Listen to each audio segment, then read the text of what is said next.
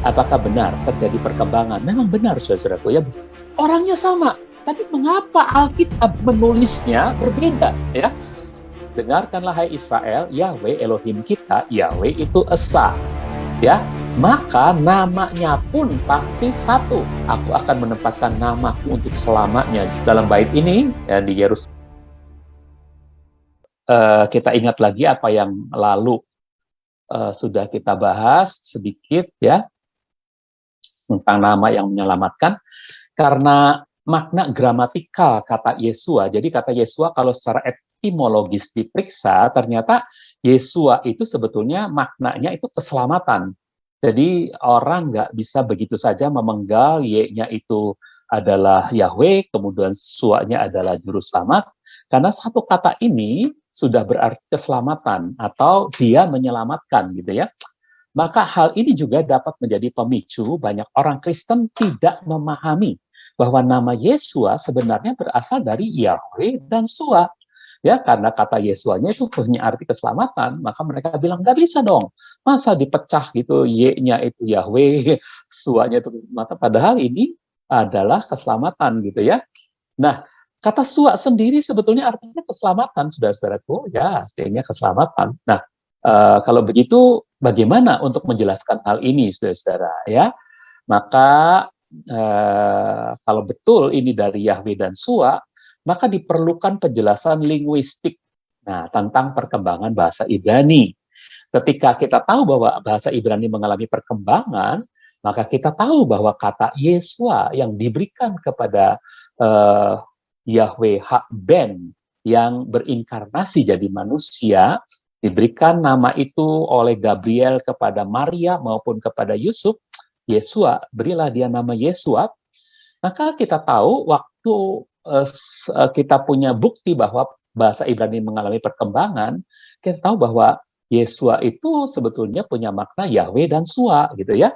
Jadi ini Yesua, Yesua itu artinya Yahweh is salvation, tapi untuk ini banyak orang bilang nggak bisa. Yesua aja udah salvation aja, nggak ada Yahweh-nya, katanya gitu. Oke ya, sudah ngerti maksudnya ya. Jadi kita lihat, apakah benar ada perkembangan bahasa ejaannya maupun tulisan Ibrani? Apakah benar terjadi perkembangan? Memang benar, saudaraku ya. Bukti-bukti menyatakan ada Ibrani yang pertama, yaitu Ibrani simbol, kira-kira hingga tahun 1500 sebelum Masehi. Ini Ibrani simbol ya. Alefnya seperti ini, betnya seperti ini, gimelnya seperti ini, dan ini he-nya itu seperti gambar orang ya, dan vau-nya itu seperti ini ya. Ya, nah, saudara seperti paku ya. Ini orang. Nah, jadi yudnya seperti ini, tangan ya, yud he wow he. Jadi ada tangan orang yang terpaku gitu ya. Nah, saudara, jadi lihat ini adalah Ibrani simbol. Dulu orang Ibrani ya pakai begini kalau menulis pakai simbol-simbol ya. Kemudian ada Ibrani Paleo, Ibrani klasik, kira-kira abad 2 sampai 6 Masehi. Seperti ini, huruf Yud He Vav He-nya seperti ini, Yud He Vav He-nya ya. Dan kemudian ada lagi Ibrani Aramaik. Ini abad 4 sebelum Masehi sampai dengan abad pertama Masehi ya, itu dipengaruhi oleh Aramaik. Ibrani dipengaruhi oleh Aramaik. Dan ini huruf-huruf Aram ya, ketika disalin ke dalam bahasa Ibrani, maka bahasa Ibrani itu terpengaruh oleh bahasa Aram ya. Dalam artian ada banyak kata-kata Aram dalam Perjanjian Baru misalnya. Kemudian ada juga bukti-bukti bahwa kata Aram itu kata sandangnya, de-nya dalam bahasa Inggris, sangnya dalam bahasa Indonesia itu ditaruhnya di belakang ya, elaha, itu hak yang di belakang itu dari Eloah, jadi hak Eloah, jadi elaha gitu ya, atau hak Elohim jadi elaha. Nah, Eloha. Oke. Nah, saudara, kemudian ada bahasa Ibrani Masoretik. Ini adalah kaum Masorah memberi tanda baca sehingga ada kesan tertentu, ada tanda tertentu yang menyebabkan huruf Yud He Vav He itu akhirnya harus dibaca Yehuwah, Yehuwah, Yehuwah, Yehuwah, dan lama-lama orang mentransliterasinya jadi Yehovah, Yehovah gitu ya. Nah, yang orang Jerman ditransliterasi transliterasi jadi Jehovah, ya. Nah, ini dia bahasa Ibrani Masoretik, ya, bahasa Ibrani yang diberi tanda baca. Oke. Nah, kemudian ada Modern Hebrew. Ini bahasa Ibrani yang modern, yang tanpa tanda baca, Ibrani gundul, ya. Hanya orang yang biasa membaca, dia pasti bisa membaca, ya. Oke, kita ngeraba-raba mungkin, ya. Tapi orang yang biasa membaca itu pasti bisa membaca. Nah, kecuali baca Alkitab, rata-rata karena udah terbiasa dengan Ibrani Masorah, ketika kita baca Alkitab dari Ibrani gundul pun masih bisa, ya. Karena kita membiasakan diri. Nah, oke, saudara. Jadi dari pemahaman mengenai perkembangan bahasa nanti ya akan dijelaskan di sini. Ternyata kitab suci PL kita, kitab suci Tanakh ya, yang ditulis dalam rentang waktu 1500 sampai 400 tahun sebelum Masehi, itu mengalami fenomena perkembangan bahasa. Sehingga didapati bukti, ada bukti jelas sekali dalam Esra 3 dan Sakaria 6 ayat 11 ya, tentang perubahan ejaan antara nama satu orang yang bernama Yehosua ben Yehosadak, atau nama orang itu dalam ejaan Ibrani Aramaik adalah Yesua ben Yosadak, ya. Nah, orangnya sama, tapi mengapa Alkitab menulisnya berbeda, ya? Yang dalam kitab Esra itu ditulisnya Yesua ben Yosadak, sedangkan dalam kitab Zakaria itu Yehosua ben Yehosadak. Karena apa, saudaraku? Karena masing-masing penulisnya, meskipun keduanya berbahasa Ibrani, namun berbeda masanya, ya. Jadi keduanya mengalami perkembangan bahasa, saudara-saudaraku. Sama seperti nama saya Yahya itu, ketika dibaca oleh orang bank, pasti dia baca nama saya salah. Dia bacanya Jakja. Mengapa? Karena saya lahir pada masa yang berbeda dengan petugas bank itu. Saya lahir tahun 55, sedangkan petugas bank itu mungkin lahir tahun 83-an setelah ejaan yang disempurnakan ada. Nah, sekarang kita pakai ejaan bahasa Indonesia, EBI ya. Nah, kata J itu dulu pada zaman saya lahir itu dibacanya Y, dibacanya Y. Jadi Yahya ditulisnya pakai J-A-H-J-A. Tapi sekarang orang membaca kata itu jadi Jahja, bukan Yahya. Nah, ini yang disebut perkembangan bahasa. Sehingga ada orang penulis Alkitab yang menulis orang yang sama dengan tulisan Yesua ben Yosadak, tapi ada orang lain penulis Alkitab juga, dan itu sah tertulis dalam Alkitab dengan nama Yehosua ben Yehosadak. Nah, artinya duanya mengalami perkembangan bahasa. Ini saya beri penjelasannya. Esra 3 ayat 2, ini Ibrani yang terpengaruh Aramaik, ya. Orangnya sama, tapi ditulisnya seperti ini, ya. Yesua ben Yosadak. Nah, sedangkan Zakaria 6, ini juga Alkitab. Ini juga kitab suci. Jadi nggak bisa orang bilang, yang ini bukan kitab suci. Ya. Nggak bisa. Dua-duanya sah menulis orang yang sama dengan cara penulisan yang berbeda. Yang ini Yehosua ben Yehosadak. Nah, ini tulisannya, transliterasinya kira-kira begini, Yehosua ben Yehosadak. Artinya apa, saudara-saudaraku? Kalau begitu, artinya Y ini Y sama dengan Yeho. Karena sisa suanya saja, kan? Oke? Nah, Yo di sini sama dengan Yeho juga. Yeho juga. Karena orangnya kan sama. Betul nggak, saudara-saudara? Kalau ini Yesua ben Yosadak, di sini Yehosua ben Yehosadak, artinya Y sama dengan Yeho, Yo juga bisa jadi Yeho. Nah, Yeho itu dari apa sih? Itu dari kalangan Masorah yang menulis nama Yahweh itu dengan tambahan huruf-huruf hidup yang menyebabkan dia dibacanya Yehoah, Yehoah, Yehoah. Kalau lama-lama ditransliterasi jadi Yehoah, Yehoah, Yehoah. Seperti ini, saudara-saudaraku. Dan Yeho-nya itu apa? Yeho-nya adalah kependekan dari Yehoah. Sama seperti kata Yahweh, Yah-nya adalah kependekan dari Yahweh. Nah, haleluya. Itu pujilah Yahweh. Yah-nya itu adalah kependekan dari Yahweh. Nah, saudara-saudara, itu artinya apa? Artinya, kalau kata Yesua ini diurai menjadi Yehosua, itu nggak salah. Dan kalau Yehosua ini diganti menjadi Yahsua, itu juga nggak salah, ya. Karena ini adalah Ibrani, ya, klasiknya itu seperti ini dulu. Sebelum ada huruf Yehowa, ya, yang diberi tambahan bunyi oleh orang-orang Masorah, maka dia adalah Yah, asalnya Yah gitu. Ya, ketika ditambah huruf-huruf hidup orang Masorah supaya tidak terdengar Yahweh gitu. Jadi terdengarnya itu seperti Adonai gitu, AOA gitu ya. Maka akhirnya Yah itu jadi Yeho gitu. Nah, Yahweh itu jadi Yehoah, Yehoah, Yehoah. Nah, jadi saudara-saudaraku, intinya adalah Yesua ini bisa yang kita katakan dia adalah Yahsua. Nah, kalau begitu benarkah ternyata penulis buku ini, Ensiklopedia Alkitab Masa Kini, yaitu Douglas, dia membenarkan hal itu. Jadi begini dia tulis, nama Yesus bukan gelar tok bagi penyandang nama itu. Arti nama itu, bentuk Yunaninya, ini salah nih, bukan bentuk Yunani, bentuk Ibraninya, Yosua atau Yesua. Jadi Yo dan Ye itu sama kan ya? Y dengan Yo sama kan ya? Jadi bentuk Ibraninya Yosua atau Yesua. Nah, bentuk Ibraninya Yosua atau Yesua, sorry, ya, ialah Yo-nya itu jadi Yahweh atau Y-nya Yesua, Y-nya jadi Yahweh, Sua-nya juru selamat, ya, Yahweh keselamatan, Yahweh juru selamat. Nah, itu dia buktinya. Ketika kita mengerti bahwa ada perkembangan bahasa, maka nggak jadi masalah apakah orang akan memanggil nama Tuhan kita, ya. Kebetulan nama Tuhan kita sama dengan nama orang ini nih yang ada di kitab Esra dan kitab Zakaria. Kebetulan sama, ya.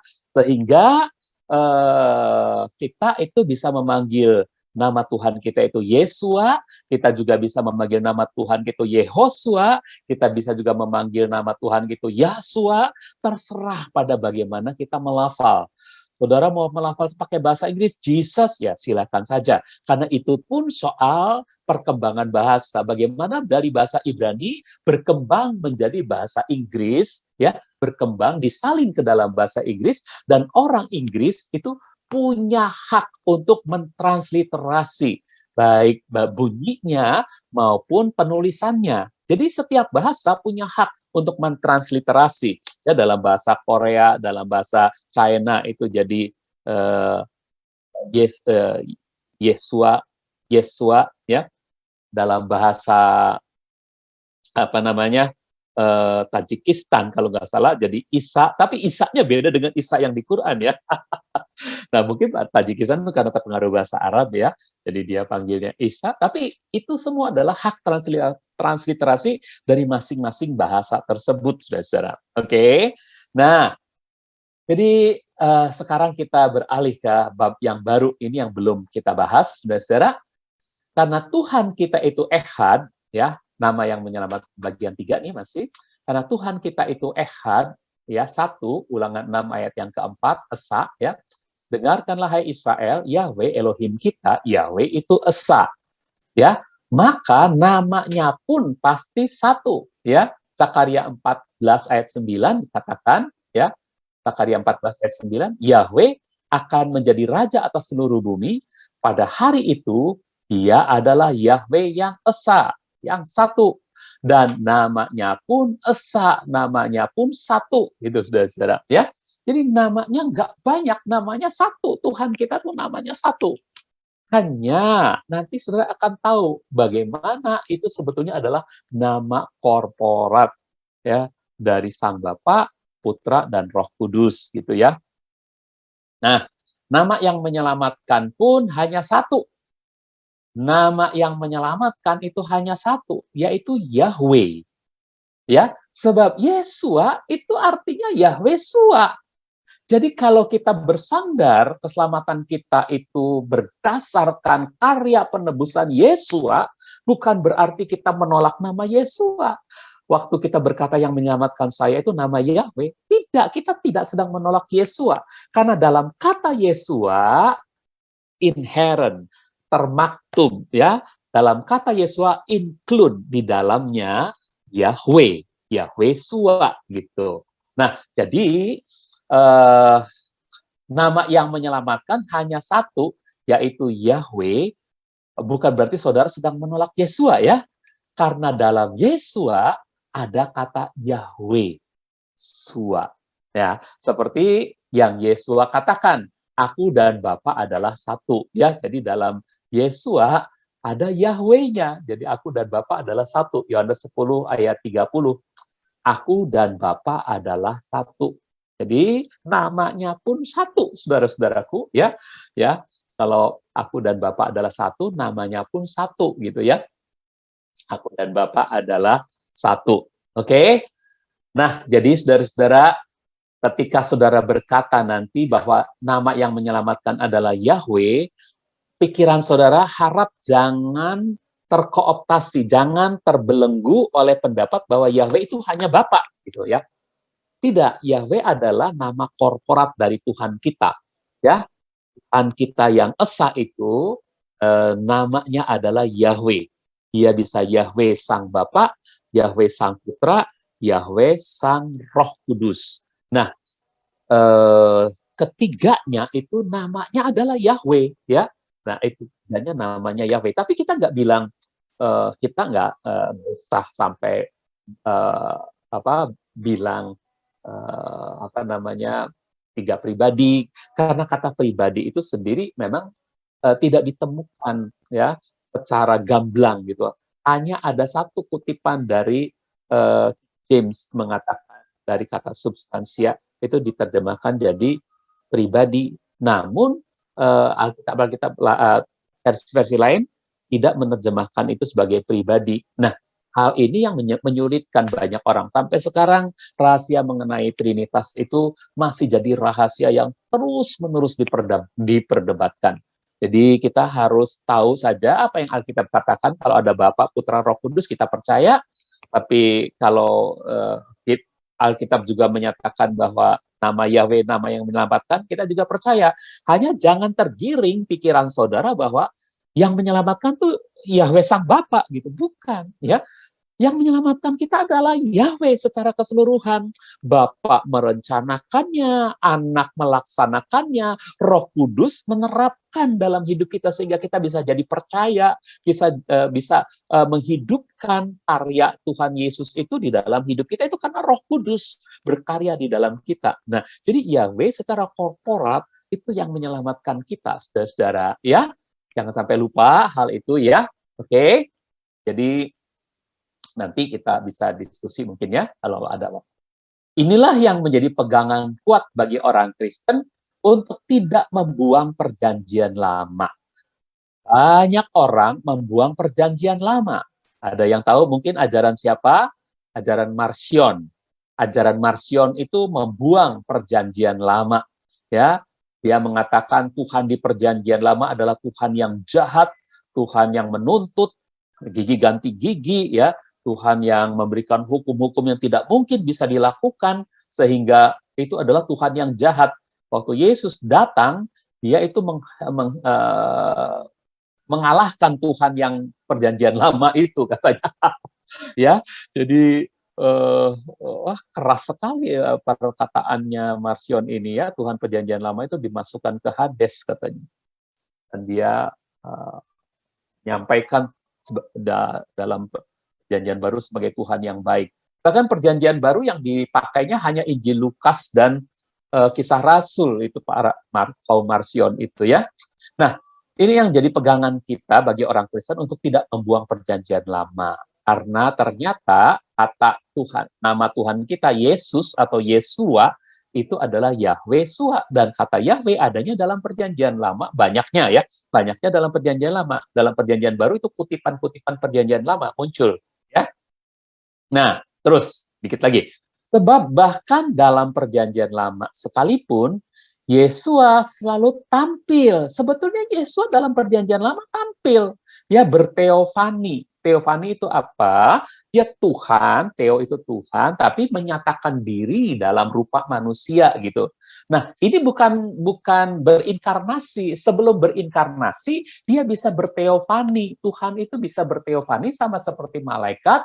Malaikat itu makhluk roh, tetapi dia bisa menampilkan diri ya sebagai seperti manusia. Kadang-kadang terlihat seperti ada sayap, kadang-kadang terlihat seperti nggak punya sayap dalam gambaran-gambaran Alkitab ya. Itu dia, itu berteofani namanya. Pada waktu memperkenalkan diri, kadang-kadang bisa terlihat seperti manusia biasa.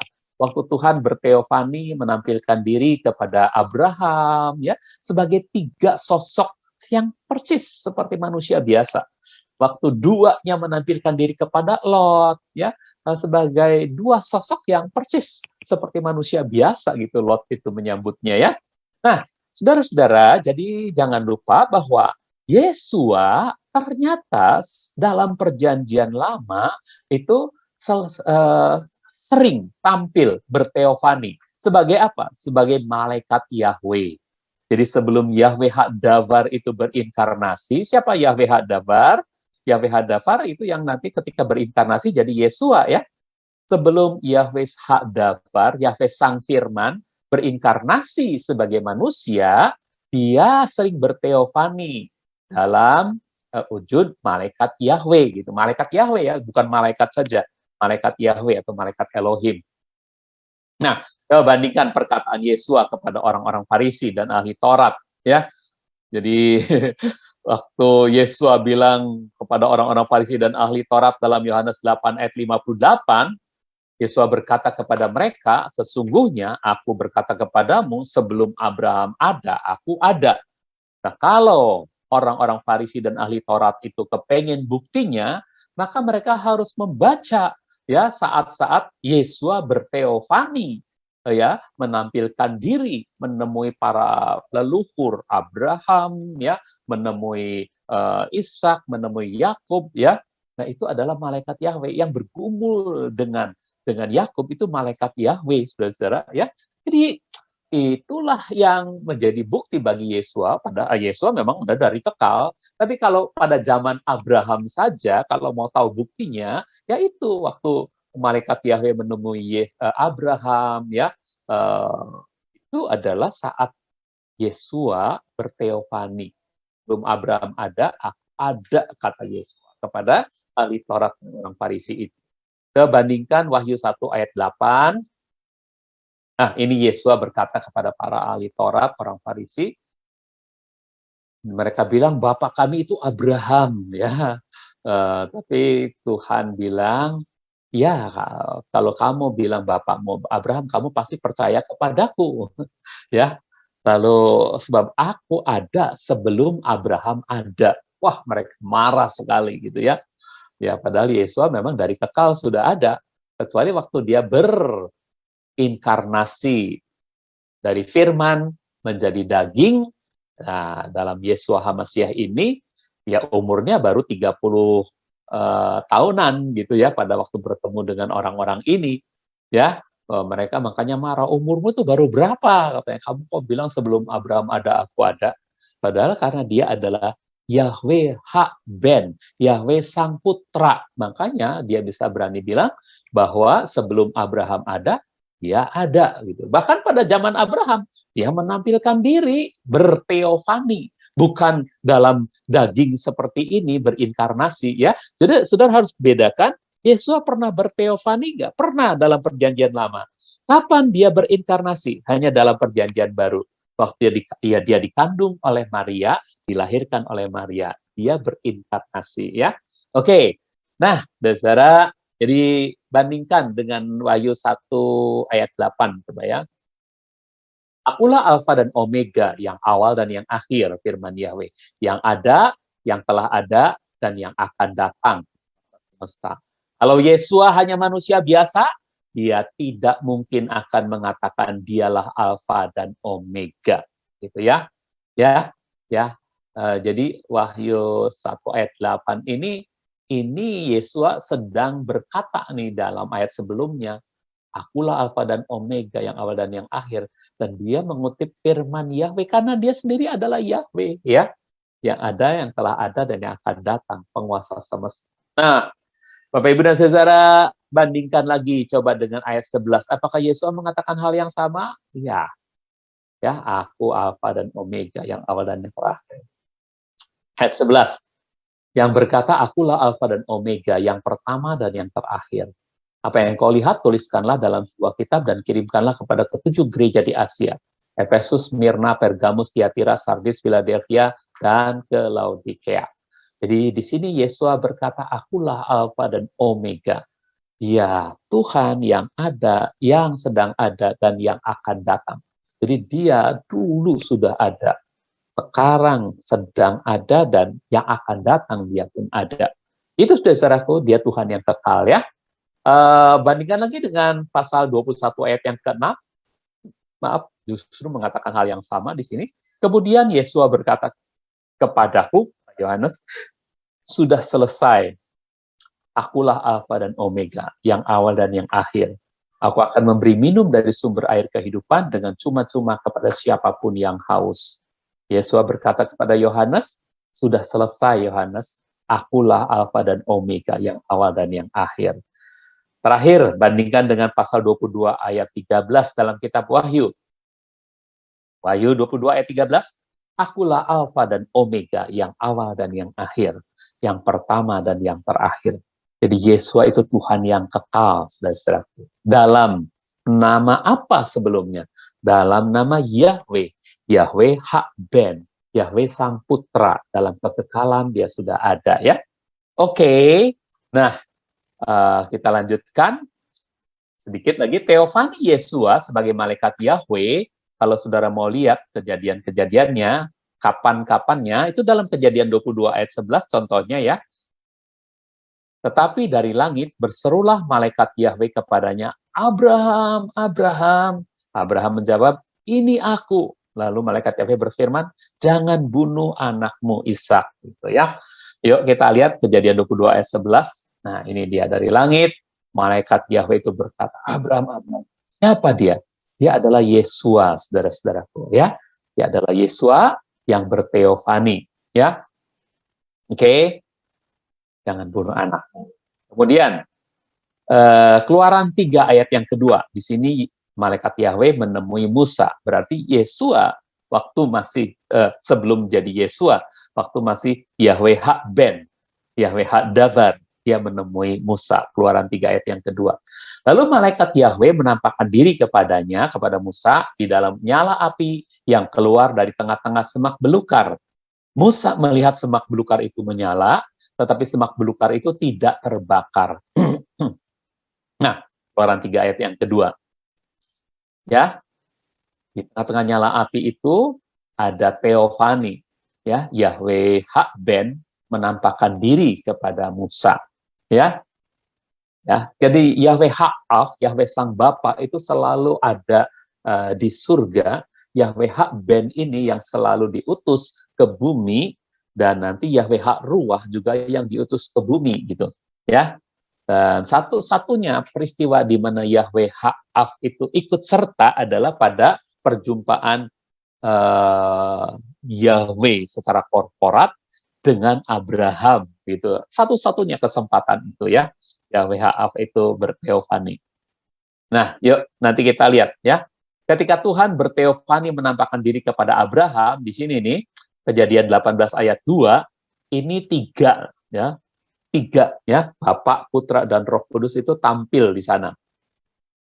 Ketika mengangkat wajahnya, Abraham ini mengangkat wajahnya dan melihat, tampaklah 3 orang berdiri di hadapannya. Jadi teofani dari malaikat Yahweh itu menampakkan diri sebagai 3 orang gitu ya, berdiri di hadapannya. Jadi kelihatannya seperti manusia, seperti orang. Melihat itu, Abraham berlari dari pintu kemahnya, menyongsong mereka dan bersujud.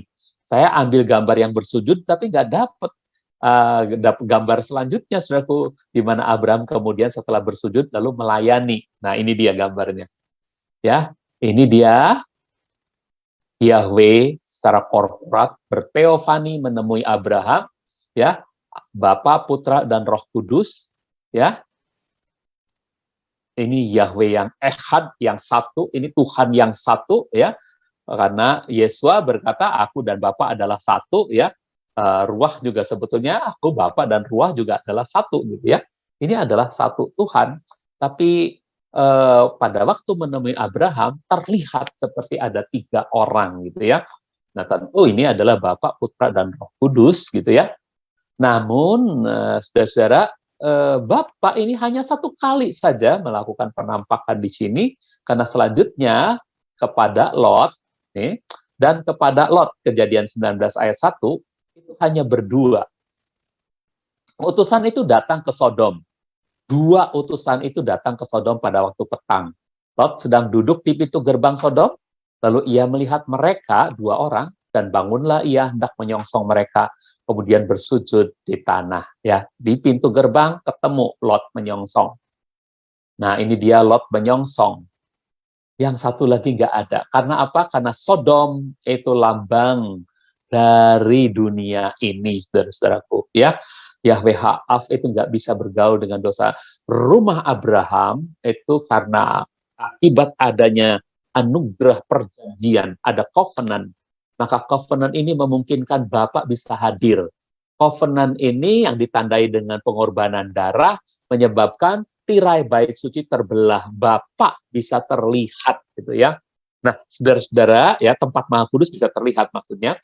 Itu artinya saudara-saudara, pada waktu menemui Abraham, rumah tangga Abraham ini yang terkena covenant ya, perjanjian ya, ada janji, ada sumpah janji antara Yahweh dengan Abraham, dan dasarnya adalah ada kurban, ada binatang yang dikurbankan, ya, ada lembu yang dibelah jadi 2, gitu.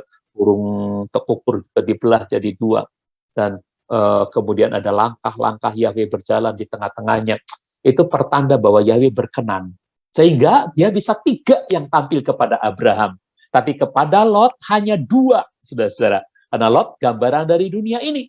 Seperti kita tahu, saudara-saudara, kepada kita manusia di dunia ini hanya 2, yaitu Yahweh Shua, Yahweh Hakben yang berinkarnasi, dan setelah selesai karya Yahweh di atas kayu salib, mati menebus dosa kita, kemudian dikuburkan, bangkit pada hari ketiga, kemudian menemui murid-muridnya, memberi otoritas kebangkitan kepada murid-muridnya, memberi benih kebangkitan dengan meniupkan Roh Kudus berdiam.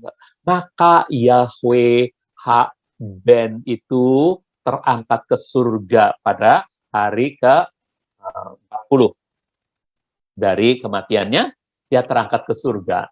Dan kemudian hari ke-50, Roh Kudus sepenuhnya datang menggantikan peran dari Yahweh Ben. Yahweh Ruah menggantikan sepenuhnya peran dari Yahweh Ben. Untuk apa? Karyanya sudah dilakukan oleh Yahweh Ben, oleh Yesua, ya, karya penebusannya, karya pendamaiannya. Sekarang Yahweh Ruah tinggal menerapkan, mengapply kepada setiap orang, agar setiap orang yang dituntun oleh Yahweh Ruah terbuka matanya, melihat kebenaran, melihat kemurahan, melihat anugerah, dan percaya. Waktu mereka percaya, mereka dilahirkan baru oleh Yahweh Ruah, dan mereka menjadi orang-orang yang lahir baru. Kemudian ada sebagian yang diisi penuh oleh oleh Yahweh Ruah, sehingga mereka bisa berkarunia. Nah, itulah saudara-saudaraku kisahnya ya. Jadi inilah Tuhan orang Kristen, saudara-saudaraku. Tuhan orang Kristen itu ada Bapa, ada Putra, ada Roh Kudus, ya. Dan Bapa itu bisa dibedakan dengan Putra, ya. Ya, jadi Bapa seperti pada waktu tampil kepada Abraham tuh kelihatan ya duduknya seperti berbeda ya. Sepertinya orangnya kok berbeda gitu ya. Jadi tidak sama, bisa dibedakan dengan Putra. Putra bisa dibedakan dengan Roh Kudus. Bapak bisa dibedakan dengan Roh Kudus. Roh Kudus bisa dibedakan dengan Putra. Oke, nah inilah Tuhan kita. Dan Tuhan kita itu, atau Elohim kita, ya bahasa Ibrani-nya adalah Elohim. Dia adalah kata yang jamak, tapi berfungsi tunggal. Bisa berfungsi jamak untuk Elohim, tapi bisa berfungsi tunggal untuk Elohim ya. Nah, jadi dia adalah Tuhan yang bisa berfungsi jamak, saudara-saudaraku. Artinya dia bisa terdiri dari Bapa, Putra, dan Roh Kudus. Makanya ini adalah Elohim Sang Bapa. Ha'af Elohim. Ini Elohim Sang Putra. Ha-ben Elohim. Ini Ha-ruah Elohim. Ya. Jadi Bapa, Putra, dan Roh Kudus adalah Elohim. Ya. Bapa itu Elohim, Putra itu adalah Elohim, Ruach HaKodes adalah Elohim, gitu.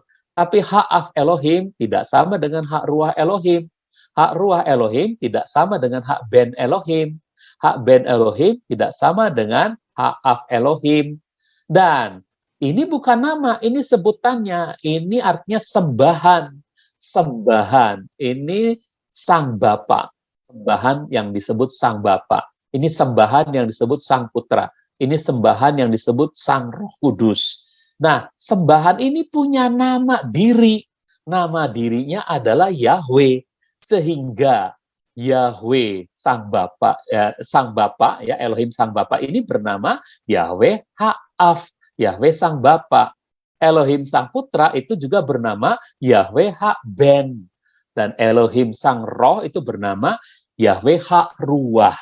Dan inilah satu nama, satu-satunya nama yang menyelamatkan kita, yaitu Yahweh. Baik Yahweh Ha-ben maupun Yahweh Ha-ruah, apalagi Yahweh Ha-af, ini namanya adalah Yahweh, ya. Jadi Yahweh Ha-ben adalah Yahweh, Yahweh Ha-af adalah Yahweh, Yahweh Ha-ruah adalah Yahweh. Tapi Yahweh Ha-ben tidak sama atau bisa dibedakan dengan Yahweh Ha-ruah. Yahweh Ha-ruah bisa dibedakan dengan Yahweh Ha-af. Yahweh Ha-af bisa dibedakan dengan Yahweh Ha-ben. Oke, lalu Yahweh Ha-ben itu punya atribut lain. Dia juga adalah Yahweh Ha-davar. Yahweh Ha-davar. Yahweh Sang Firman. Nah, untuk penjelasan Trinitas yang paling bagus memang kalau pakai ini adalah dirinya, ya. Ini adalah Yahweh Sang Bapa. Nah, Bapa itu punya roh, Bapa itu punya firman, gitu ya. Nah, inilah Yahweh Sang Firman. Ini Yahweh Sang Roh. Sehingga dalam kekekalan memang ada bagian Alkitab yang mengatakan bahwa Yahweh Sang Anak itu keluar dari Bapa. Nah, keluar dari Bapa itu bukan berarti dicipta oleh Bapa ya, tapi keluar dari Bapa itu sama seperti firman, itu keluar dari Bapa ya. Nah, Yahweh Sang Roh juga keluar dari Bapa ya. Rohnya itu bisa keluar dari Bapa kemudian datang ke dalam dunia. Tapi kok bisa sih begitu? Berarti pisah dong. Yahweh-nya mati dong, Yahweh Sang Bapa. Enggak mati. Kalau roh itu bisa ada di mana-mana, saudara-saudara. Ya, sebagian keluar, sebagian lagi tetap pada Bapa, bisa. Gimana Pak caranya? Ya, Al-Davar juga begitu, sebagian keluar, sebagian lagi masih ada pada Bapa, bisa ya. Jadi firman-nya hilang nggak di Bapa? Nggak hilang, tetap ada. Ya, ya. Jadi waktu saya mengeluarkan kata-kata ini nih, pelajaran ini kepada saudara, sebagian kata-kata saya mampir di telinga saudara, tapi sebagian lagi kata-kata saya masih banyak di mulut saya tinggal katakan lagi, betul kan? Begitupun roh, saudara-saudara. Ya, itu seperti angin. Ya, kalau angin ada di dalam ban mobil, itu sebagian, ya, itu sama seperti Yahweh Ha-ruah yang diutus ke bumi, gitu ya, oleh Bapa. Tapi di luar ban mobil, angin juga banyak, gitu ya. Udara, oksigen itu banyak. Kalau oksigen ada di dalam mobil, oksigen di luar juga banyak, gitu ya. Kalau oksigen ada di paru-paru kita, di luar paru-paru kita, oksigen ini di luar tubuh kita tuh banyak sekali, gitu ya. Nah, jadi itu yang menjadi gambaran yang paling bagus untuk menjelaskan Trinitas, bahwa dia adalah Sang Firman, dan dia adalah Sang Roh.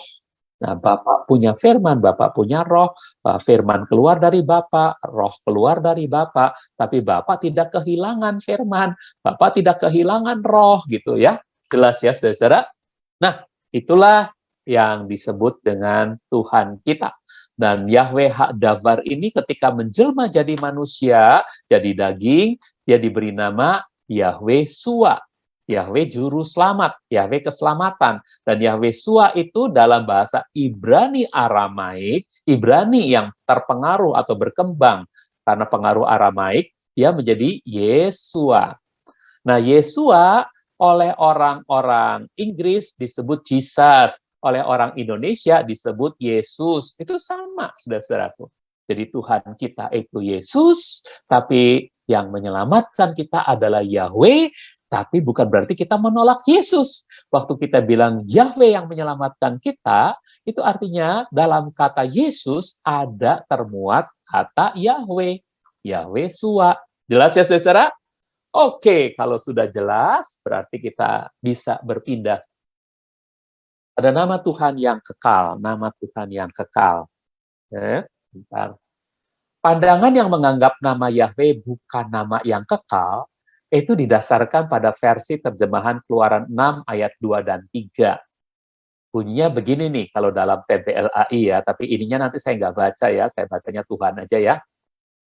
Selanjutnya berfirmanlah Tuhan kepada Musa, akulah, ini saya sebut Yahweh ya, akulah Yahweh. Aku telah menampakkan diri kepada Abraham, Ishak dan Yakub sebagai Tuhan yang Maha Kuasa. Tetapi dengan namaku Yahweh, aku belum menyatakan diri. Nah, terjemahan ini menjelaskan bahwa pada Keluaran 6 ayat 2 dan 3, Yahweh itu belum menyatakan diri. Nah, inilah dasar atau pandangan yang menganggap nama Yahweh bukan nama yang kekal. Hampir semua terjemahan menyatakan seperti ini, saudara-saudaraku. Dengan nama Yahweh, aku belum menyatakan diri. Nah, saudara, coba kita lihat terjemahan ILT ya. ILT menerjemahkan begini. Dan berfirmanlah Elohim kepada Musa, akulah Yahweh. Dan aku telah menampakkan diri kepada Abraham, kepada Ishak, dan kepada Yakub sebagai El Shaddai, Tuhan yang Maha Kuasa ya. Dan namaku Yahweh, bukankah aku sudah dikenal oleh mereka? Nah, kok berani-beraninya ILT menerjemahkan seperti ini? Dan saudaraku, kita lihat bahasa aslinya sebentar ya. Kenapa ILT kok berani menerjemahkan segini? Ada beda nggak, saudaraku, dengan yang tadi? Ada beda nggak? Jadi dengan namaku Yahweh, bukankah aku sudah dikenal oleh mereka? Nah, di sini saudara-saudaraku, Yahweh itu sedang berbicara kepada Musa. Elohim sedang berbicara kepada Musa. Akulah Yahweh, kata Elohim. Dan aku telah menampakkan diri kepada Abraham, kepada Ishak, kepada Yakub sebagai sembahan yang maha kuasa. Yahweh itu sembahan yang maha kuasa. Jadi artinya, waktu Yahweh bilang sama Musa, Musa, aku ini namanya Yahweh loh.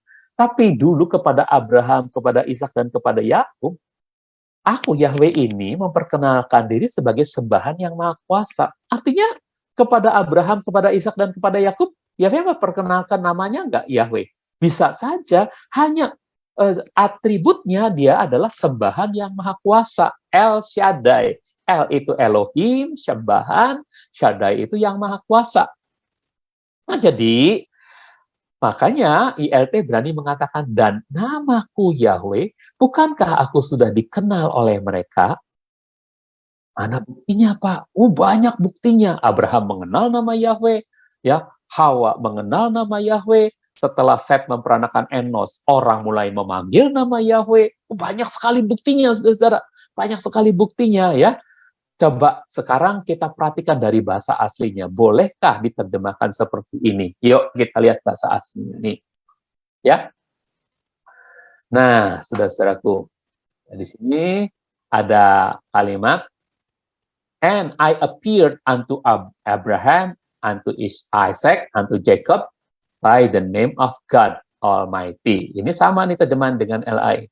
But my name Jehovah, was I not known to them? Nah, ini bagusnya. Tapi dengan namaku Yahweh, tidakkah aku dikenal oleh mereka? Kalau not-nya dipindah ke was I not-nya, was not I known, ya. Was not, itu boleh, saudaraku, ya. Tidakkah aku dikenal oleh mereka? Nah, saudara-saudaraku, ketika satu persatu kita coba parsing ini, lo itu memang artinya tidak, tapi juga bisa bukan, ya, bukan atau tidak, ya. Dan ini juga bisa jadi retorika pertanyaan, bukankah atau tidakkah, ya, tidakkah, nih, was not, tidakkah atau bukankah, ya, ya. Usemi Yahweh lo, ya, ya. Dengan namaku Yahweh, bukankah gitu ya? Ini apa nih artinya nih yang nodati ini? Nodati ini apa artinya? Nodati lahem ini apa artinya? Yuk satu-satu, nodatinya apa artinya ya? Nih dia, nodati itu artinya to be made known, dikenal. Ini bahasa pasif, dikenal. Kalau ini jadi kata bukankah, dikenalnya itu perfect, artinya sudah. Bukankah, ininya orang pertama, first person, bukankah aku sudah dikenal? Lahem, lahemnya ini apa nih saudara-saudaraku? Ya, lahemnya adalah oleh mereka, bagi mereka, safik, ya, itu adalah partikel preposisi, ya, kata depan dengan imbuhan orang ketiga tunggal, orang ketiga jamak. Jadi oleh mereka, dikenal oleh mereka gitu. Jadi bukankah aku sudah dikenal oleh mereka? Nah, itu dia mengapa diterjemahkan seperti itu. Ya, kalau ini jadi kata retorika, bukankah ya atau tidakkah? Ini nodatinya jadi aku sudah dikenal, tidakkah aku sudah dikenal? Nodatinya jadi aku sudah dikenal, to be made known itu dari orang pertama tunggal, aku sudah dikenal, ya, tapi dia perfect, jadi aku sudah dikenal. Ini oleh mereka, lahemnya oleh mereka, orang ketiga jamak, oleh mereka. Nah, jadi ILT bisa menerjemahkan seperti itu. Bukankah aku sudah dikenal oleh mereka? Dan namaku Yahweh, bukankah aku sudah dikenal oleh mereka? Gitu, saudara-saudara ya. Nah, dari bukti-bukti itu, saudara-saudara, yuk sekarang kita lihat. Ya, Tuhan sendiri menyatakan bahwa namanya, yaitu Yahweh, adalah nama yang kekal. Ya, nama Tuhan yang kekal. Tapi ada pandangan yang menganggap nama Yahweh itu bukan nama yang kekal. Karena dasarnya itu adalah Keluaran 6. Ini baru diperkenalkan kok nama Yahweh pada zaman Musa, baru diperkenalkan gitu. Padahal ketika ini baru diperkenalkan, pasal sebelumnya namanya sudah diperkenalkan. Ya, ini kan pasal 6. Katanya di pasal 6 baru diperkenalkan. Loh, pasal 3 sudah diperkenalkan. Coba kita lihat ya. Dan namanya adalah kekal. Ya, pasal 3 ayat 15. Elohim berfirman lagi kepada Musa, beginilah harus kau katakan kepada Bani Israel, Yahweh, Elohimnya leluhurmu, Elohimnya Abraham, Ishak, dan Yakub telah mengutus aku kepadamu. Itulah namaku untuk selama-lamanya. Itulah namaku untuk selama-lamanya. Bahkan ada penegasan lagi. Dan itulah pengingat bagiku dari generasi ke generasi. Saudara, kita lihat yuk bahasa aslinya ya. Kita lihat bahasa aslinya. Keluaran 3 ayat 15. Jadi, waktu Keluaran 3 ayat 15 aja, ini adalah hasil dari pertanyaan Musa kepada Yahweh. Waktu Musa datang ke semak belukar yang menyala, Yahweh bilang, lepas kasutmu, tempat engkau berdiri itu kudus. Musa kaget, ternyata malaikat Yahweh memperkenalkan dirinya, ya. Waktu Musa kemudian disuruh, kamu harus mengeluarkan bangsa Israel dari tanah Mesir, membebaskan bangsa Israel dari tanah Mesir. Musa tadinya nggak mau, tapi akhirnya terpaksa dia mau, ya, dengan beberapa mujizat, ya. Akhirnya Musa tanya sama Yahweh, nanti kalau orang-orang Israel, tua-tua Israel bertanya kepadaku, siapa nama Tuhan yang menyuruhmu itu, Musa? Aku mau panggil apa? Aku mau katakan apa gitu. Lalu ayat 13, Keluaran 3 ayat 13, ayat 14-nya Yahweh itu belum memberi namanya, baru memberi atributnya. Ehye, Asyar Ehye, aku adalah aku. Artinya aku adalah Tuhan yang kekal, yang dulu sudah ada, sekarang ada, dan yang akan datang aku ada, ya. Kemudian ayat 15-nya barulah Tuhan memperkenalkan nama dirinya, ya. Itulah namaku, Yahweh, itulah namaku untuk selamanya. Dan ini dari kata leolam, ya. Ini dari kata leolam. Ya. Jadi seh semi leolam, ya. Wa yomer od Elohim el Moshe, dan berfirmanlah lagi Elohim kepada Musa, koh tomar el bene Yisrael. Demikianlah kau katakan kepada Bani Israel, Yahweh Elohim apotakem, Yahweh Elohimnya leluhurmu, Elohi Abraham, Elohimnya Abraham, Elohi Yitzhak, Elohimnya Ishak, wa Elohi Yakub, dan Elohimnya Yakub, selahni alehem, telah mengutus aku kepadamu. Seh semi leolam, itulah namaku untuk selama-lamanya, long duration, antiquity, futurity, untuk kekekalan, beseh sikri ledordo, dan itulah pengingat bagiku turun-temurun. Ya, oke. Nah, jadi namanya itu adalah nama yang kekal, bukan nama baru diperkenalkan di Keluaran 6 ayat 2 dan 3. Juga Yesaya 63 ayat 16 mengatakan namanya nama yang kekal, saudara-saudara. Jadi kita punya punya bukti-bukti kitab suci yang mengatakan bahwa namanya nama kekal, ya. Sebab engkaulah Bapa kami, walau Abraham tidak mengenal kami dan Israel tidak mengakui kami, engkaulah Bapa kami, ya Yahweh, penebus kami, namamu kekal selamanya. Nama Yahweh itu kekal. Benar nggak coba dalam bahasa aslinya, ya? Nah, ini, ya. Namamu, ya. Ya.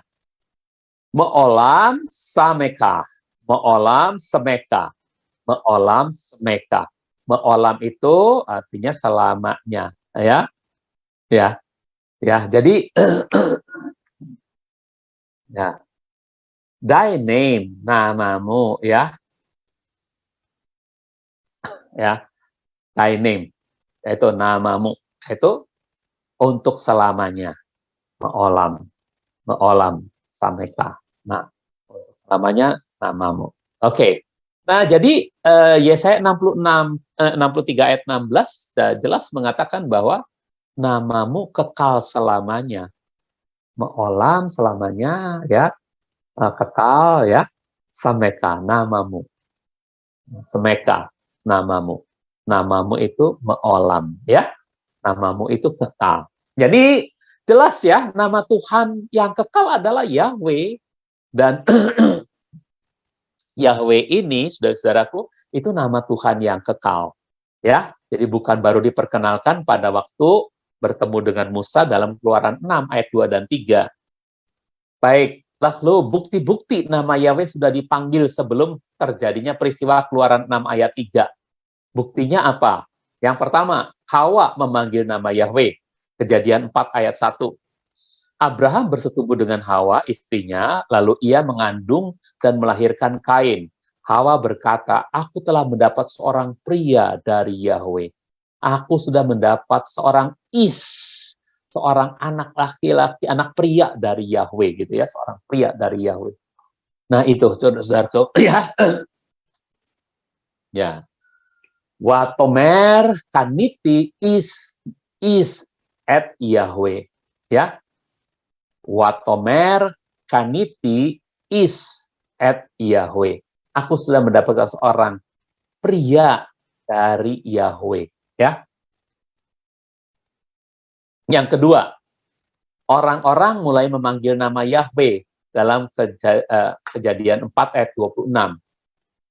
Mengenai Set, baginya telah dilahirkan seorang anak laki-laki, dan ia menamainya Enos. Pada waktu itulah, pada waktu Enos lahir inilah, orang mulai memanggil nama Yahweh. Jadi selain Hawa, keturunan berikutnya orang mulai memanggil nama Yahweh itu setelah Enos dilahirkan. Kejadian 4 ayat 26. Ini, ya. Ya. Likro beshem Yahweh, ya.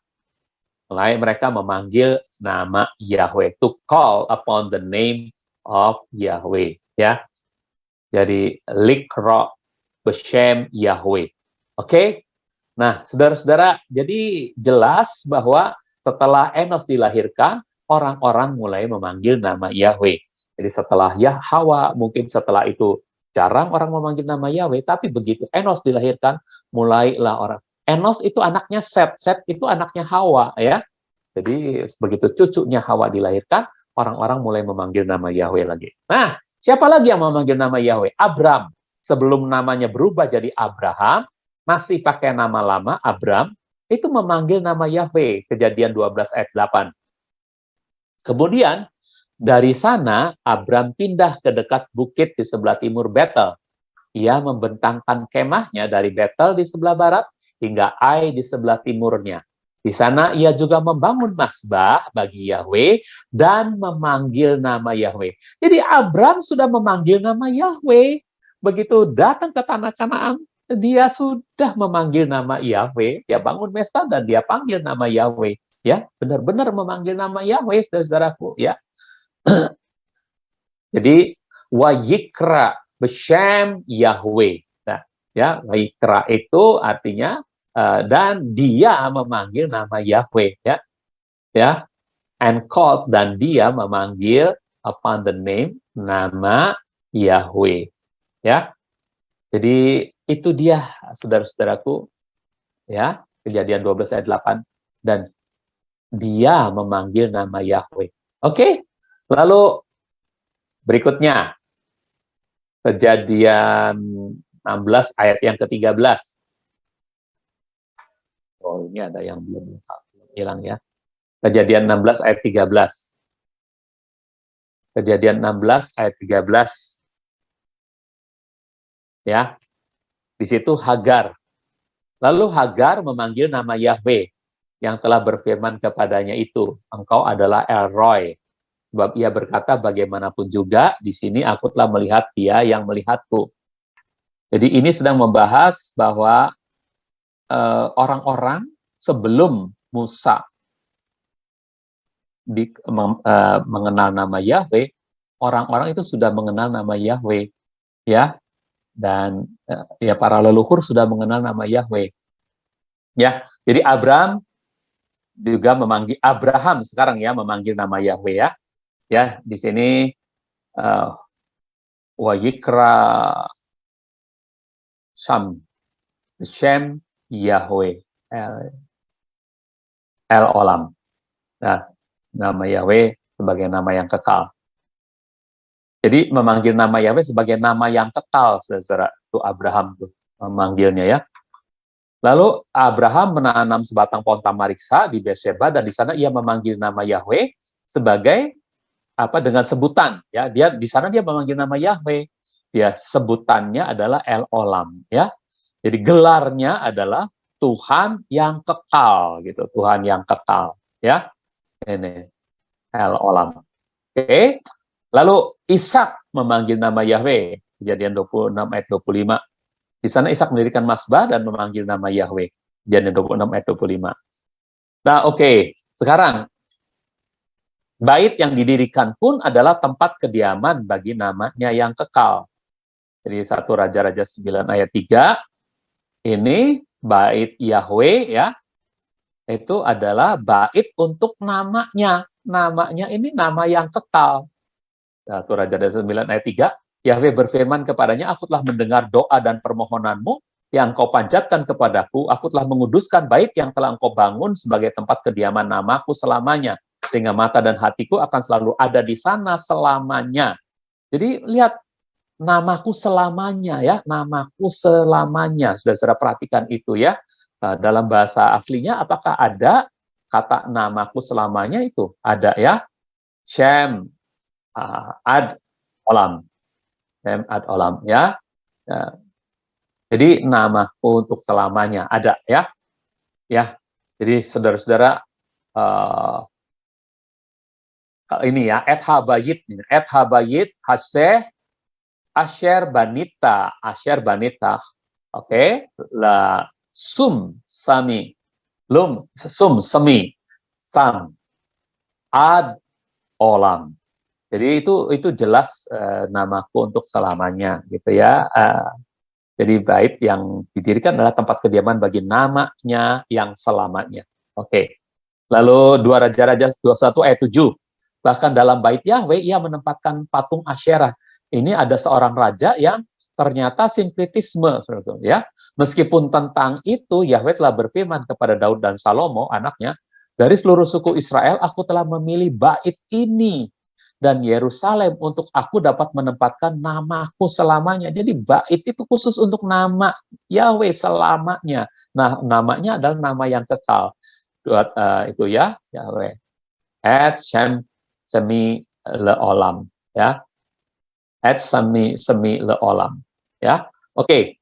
Kemudian yang terakhir 2 Tawari 33. Ia menempatkan sebuah patung ukiran berhala yang dibuatnya di dalam bait Elohim, tempat yang telah difirmankan Elohim kepada Daud dan Salomo anaknya. Dalam bait ini di Yerusalem yang telah kupilih, ini ayatnya mirip dengan yang tadi ya. Aku akan menempatkan namaku untuk selamanya. Jadi ini sinkretisme ya, justru. Nah, jadi lihat et semi le olam ya, elom. Nah ini adalah untuk selamanya. Saudara-saudara, nah itulah yang bisa saya bagikan pada hari ini.